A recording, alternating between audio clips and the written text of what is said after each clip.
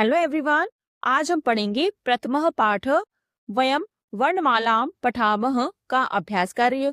तो यहाँ लिखा है वयम अभ्यासम कुर्मः, हम सब अभ्यास करते हैं। तो चलिए इस पाठ का अभ्यास कार्य शुरू करते हैं। पहला प्रश्न दिया है कस्यम चित्रम, किसका चित्र है। तो यहाँ नीचे जो चित्र दिए गए हैं उन्हें पहचानिए कि किसके चित्र हैं। वदंतु लिखंतु च, वदंतु बताइए, लिखंतु च और लिखिए, बताइए और लिखिए। तो पहला चित्र किसका दिया है? पहला चित्र दिया है भगवान गणेश का। तो क्या लिखेंगे हम? गणेशः। दूसरा चित्र किसका है? दूसरा चित्र नाक का है, जिसे संस्कृत में क्या कहते हैं? नासिका। अब तीसरा चित्र दिया है एक कबूतर का, जिसे संस्कृत में कहते हैं कपोतः। अब अगला चित्र जो दिया है वह किसका है? यह एक मानचित्र है, जिसे संस्कृत में हम मानचित्र कहते हैं। लेकिन यह चित्र हमारे भारत देश का है, इसलिए हम भारतवर्षः भी लिख सकते हैं। अब हम आगे चलते हैं। अब अगला जो चित्र दिया है यह भगवान श्री राम का है। तो क्या लिखेंगे हम? श्री रामः। फिर चित्र दिया है एक डमरू का, जिसे संस्कृत में कहते हैं ढक्का। अब अगला चित्र एक हिरण का दिया है, जिसे कहते हैं संस्कृत में मृगः। अब यहाँ एक चम्मच का चित्र दिया है, जिसे संस्कृत में कहते हैं चमसः। अब अगला चित्र एक यज्ञ का है, जिसे संस्कृत में कहेंगे यज्ञः या यज्ञः। फिर चित्र दिया है एक पैर का, जिसे संस्कृत में कहते हैं पादम। अब हम आगे चलते हैं। अब दूसरा प्रश्न है चित्रम पश्यन्तु, चित्र को देखिए, पट्टिकातः समुचितान वर्ण समूहान चित्वा रिक्तस्थानि पूरयन्तु। पट्टिकातः, पट्टिका से यानी इस बॉक्स से, समुचितान वर्ण समूहान चुनकर, सही वर्ण समूह चुनकर, रिक्त स्थानानि पूरयन्तु, रिक्त स्थान को पूरे कीजिए। इस पट्टिका से सही वर्ण समूह चुनकर रिक्त स्थान को पूरा कीजिए। तो यहाँ पर पहला चित्र किसका दिया है? पहला चित्र है कमल का, जिसे संस्कृत में पंकजम भी कहते हैं। और पहला अक्षर दिया है प और बाद में लिखा है जम। तो इस पट्टिका से हमें ऐसा वर्ण समूह चुनना है जो इस शब्द को पूरा करे। तो वह क्या है? आदा और क। तो क्या बनेगा? पंकजम। अब दूसरा चित्र दिया है चंद्रमा का और पहला अक्षर क्या दिया है? च। तो इस पट्टिका से हमें ऐसा वर्ण समूह चुनना है जो इस शब्द को पूरा करे। तो वह क्या है? आधा न और द्रह। तो क्या बनेगा? चंद्रह। अब अगला चित्र हाथी की सूंड का दिया है, जिसे संस्कृत में शुंडः कहते हैं। तो पहला अक्षर दिया है शु और सही वर्ण समूह क्या है? आधा ण और डह। तो क्या लिखेंगे? शुंडः। अब अगला चित्र एक पेड़ का दिया है, जिसे संस्कृत में वृक्ष कहते हैं और पहला अक्षर दिया है व्री। तो सही अक्षर कौन सा है? क्षः। तो क्या बनेगा? वृक्षः। अब अगला चित्र दिया है दांतों का, जिसे संस्कृत में कहते हैं दंताः। तो पहला अक्षर दिया है द। तो सही वर्ण समूह कौन सा है? आधा न और ताहा। तो क्या बनेगा? दंताः। यहाँ पर अगर एक दांत दिया होता तो हम कहते दंतः, लेकिन यहाँ पर अनेक दांत दिए हैं तो क्या लिखेंगे? दंताः। अब अगला चित्र दिया है एक पक्षी की चोंच का और पहला अक्षर क्या दिया है? च। तो सही वर्ण समूह क्या होगा? आधा ञ और चूहू। तो क्या बनेगा? चंचुहू। अब अगला चित्र दिया है त्रिशूल का, जिसमें शब्द लिखा है शूलम। तो पहला अक्षर क्या लिखेंगे? त्रि। तो क्या बनेगा? त्रिशूलम। फिर दिया है 8 अंक। हिंदी में 8 अंक को इस तरीके से लिखा जाता है, जिसे संस्कृत में क्या कहते हैं? अष्ट। तो पहला अक्षर दिया है अ। तो सही वर्ण समूह क्या है? आधा श और ट, अष्ट। अब अगला चित्र डमरू का दिया है, जिसे संस्कृत में ढक्का कहते हैं। तो पहला अक्षर है ढ। तो सही वर्ण समूह क्या है? आधा क और का। तो क्या बना? ढक्का। फिर चित्र दिया है एक शंख का। तो पहला अक्षर दिया है श। तो क्या लिखेंगे? आधा अंग और खह। तो क्या बनेगा? शंखः। तो यहाँ पर बच्चों ध्यान दें, आधा न और ताहा, आधा ञ और चूहू, तो ये सब क्या है? ये सब संयुक्त व्यंजन है।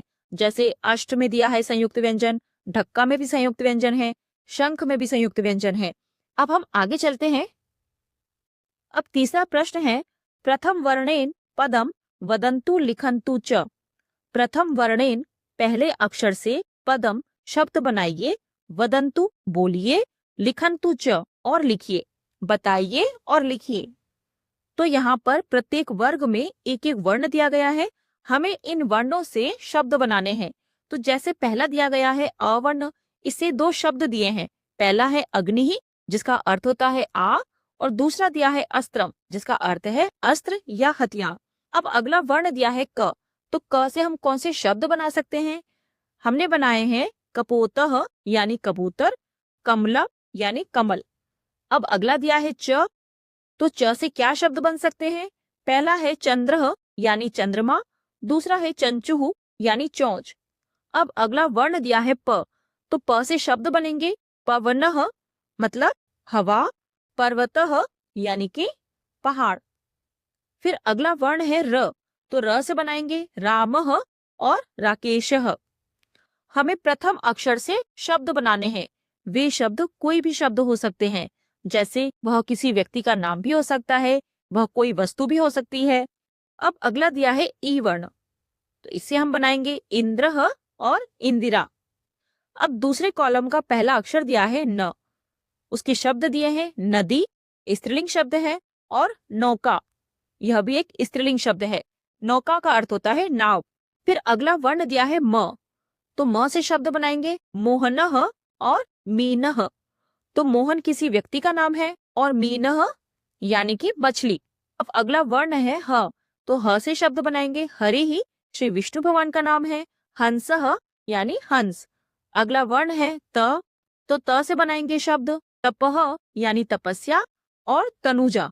तनुजा एक स्त्रीलिंग शब्द है।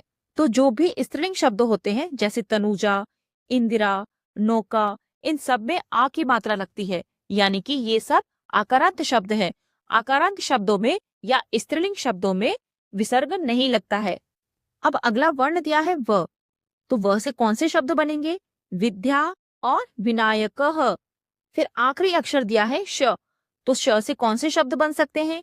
शिवः और शब्दः। अब हम आगे चलते हैं।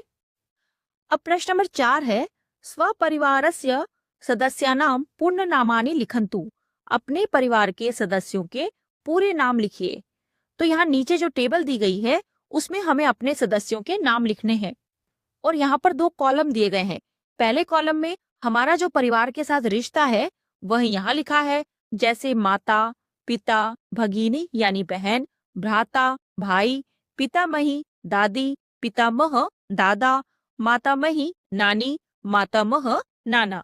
और दूसरे कॉलम में जो महिला है उनके आगे हम श्रीमती लगाते हैं, और जो पुरुष हैं उनके आगे हम श्रीमान लगाते हैं। अगर कोई महिला अविवाहित है तो उसे हम क्या बुलाते हैं? कुमारी। तो उसके लिए हम लिखते हैं सुश्री ही। तो चलिए सबसे पहले हम अपनी माता का नाम लिखते हैं। तो माता के नाम के आगे हम क्या लिखते हैं? श्रीमती। तो प्रथम नाम में हमने लिखा उमा, मध्य नाम में लिखा देवी, और अंत्य नाम यानी कुल नाम लिखा हमने गुप्ता। उमा देवी गुप्ता। तो इन तीनों में विसर्ग नहीं लगेगा क्योंकि यह तीनों स्त्रीलिंग शब्द है। अब दूसरा दिया है पिता, तो उनके आगे हम लिखते हैं श्रीमान। पिता का नाम है रमा कांतः गुप्ता। तो यहाँ पर देखिए रमा एक स्त्रीलिंग शब्द है, पीछे आ का स्वर आ रहा है, आकारांत है, तो यह क्या हो गया? यह एक स्त्रीलिंग शब्द है, इसलिए इसमें विसर्ग नहीं लगेगा। अब दूसरे में देखिए कांतः। कांतः मतलब अकारांत शब्द है, पीछे अ का स्वर आ रहा है, इसलिए यहाँ पर हम विसर्ग लगाएंगे क्योंकि यह एक पुल्लिंग शब्द है। गुप्ता, गुप्ता एक स्त्रीलिंग शब्द है क्योंकि पीछे आ का स्वर आ रहा है, इसलिए यहाँ पर विसर्ग नहीं लगेगा। अब तीसरा दिया है भगिनी, तो भगिनी के आगे कौन सी उपाधि दी है? सुश्री ही। तो प्रथम नाम में लिखा है लता, अगर मध्य नाम नहीं लिखा है तो हम लगा देंगे डैश, और अंत्य नाम यानी कुल का नाम लिखेंगे गुप्ता। लता गुप्ता। अब अगला है भ्राता यानी भाई, तो भाई को हम श्रीमान के नाम से संबोधित करते हैं, उनके आगे हम श्रीमान लिखते हैं। तो भाई का नाम दिया है राकेशः, मध्य नाम नहीं लिखा है तो डैश, अंत्य नाम यानी कुल का नाम नहीं लिखा है तो डैश। अब अगला दिया है पितामही यानी दादी, दादी के आगे हम लिखेंगे श्रीमती। दादी का नाम है दामिनी देवी गुप्ता। तो ये तीनों स्त्रीलिंग शब्द है। देखिए न में बड़ी ई की मात्रा आ रही है, यानी ये ईकारांत शब्द है। देवी में भी ई की मात्रा आ रही है, यानी ये भी ईकारांत शब्द है। ईकारांत शब्द स्त्रीलिंग शब्द होते हैं। आगे लिखा है गुप्ता, दामिनी देवी गुप्ता।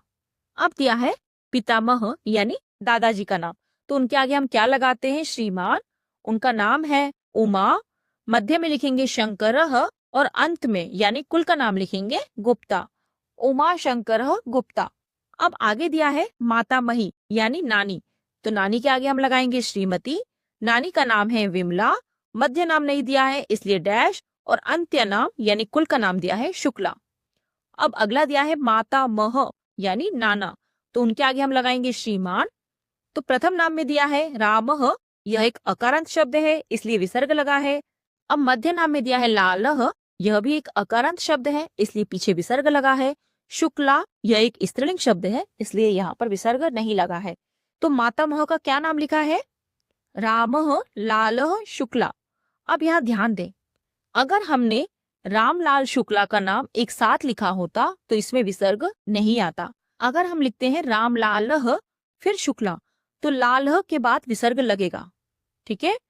तो अगर हम नाम को अलग अलग करके लिखते हैं, जैसे रामः लालः शुक्ला, तो रामः के पीछे भी विसर्ग आएगा क्योंकि यह अकारांत है, लालः के पीछे भी विसर्ग आएगा क्योंकि यह अकारांत है, और शुक्ला के पीछे विसर्ग नहीं आएगा क्योंकि यह आकारांत है, इसमें आ की मात्रा आ रही है। अगर हम रामलालः को एक साथ लिखेंगे तो अंत में अकारांत शब्द आ रहा है इसलिए विसर्ग लगेगा, शुक्ला में विसर्ग नहीं लगेगा। रामलाल शुक्ला, इन तीनों को हम एक साथ लिख रहे हैं इसलिए इनमें विसर्ग नहीं आएगा। अब हम चलते हैं आगे। अब प्रश्न नंबर 5 है, कक्षायाः शिक्षिकाणां शिक्षकाणां च पूर्णनामानि लिखन्तु। कक्षा के शिक्षिका और शिक्षक के पूरे नाम लिखिए। तो सबसे पहले हम शिक्षक का नाम लिखते हैं, तो शिक्षक के नाम के आगे क्या लगता है? श्रीमान। श्रीमान प्रथम नाम में लिखेंगे दिनेशः, मध्य नाम में लिखेंगे चंद्रः, और अंत्य नाम यानी कुल का नाम लिखेंगे दासः। दिनेशः, चंद्रः, दासः। तो यह तीनों अकारांत शब्द है, तीनों के पीछे अ का स्वर आ रहा है इसलिए इन तीनों में विसर्ग लगेगा। अब दूसरे शिक्षक का नाम लिखते हैं, श्रीमान मोहनः कुमारः। यहाँ पर अंत्य नाम नहीं दिया है इसलिए डैश लगा देंगे। अब अगला हम शिक्षिका का नाम लिखते हैं, तो आगे क्या लिखेंगे? श्रीमती भगवानी देवी मिश्रा। तो यहाँ पर ध्यान दें, भगवानी न में बड़ी ई की मात्रा आ रही है यानी ये इकारांत शब्द है, स्त्रीलिंग शब्द है इसलिए यहाँ पर विसर्ग नहीं लगेगा। देवी, देवी में भी बड़ी ई की मात्रा आ रही है, यह एक इकारांत शब्द है इसलिए यहाँ पर भी विसर्ग नहीं लगेगा। मिश्रा, मिश्रा में आ का स्वर आ रहा है, यह एक आकारांत शब्द है इसलिए यहाँ पर विसर्ग नहीं लगेगा। अब अगला दिया है श्रीमती निर्मला कुमारी शर्मा। फिर लिखेंगे शिक्षक का नाम, तो शिक्षक के नाम के आगे हम लिखेंगे श्रीमान राकेशः, मध्य नाम नहीं दिया है तो डैश, फिर अंत्य नाम कपूरः। अब हम आगे चलते हैं। अब प्रश्न नंबर 6 है, मित्राणाम पूर्ण नामानि लिखन्तु। मित्रों के पूरे नाम लिखिए। तो सबसे पहला नाम लिखा है हमने सत्यमः कुमारः, अंत्य नाम नहीं दिया है तो डैश लगा देंगे। दूसरा नाम लिखा है नीलेशः, मध्य नाम नहीं दिया है तो डैश, और अंत में ठाकुरः। अब तीसरा नाम दिया है वीरेंद्रः, जिसमें मध्य नाम और अंत्य नाम नहीं दिया है तो यहाँ पर हम डैश लगा देंगे। तो बच्चों ये था वयम वर्णमालां पठामः का अभ्यास कार्य। इस पाठ से संबंधित कोई भी आपके मन में डाउट हो तो आप मुझे कमेंट करके जरूर पूछें। तो मिलते हैं अगले वीडियो में। Thank you, bye.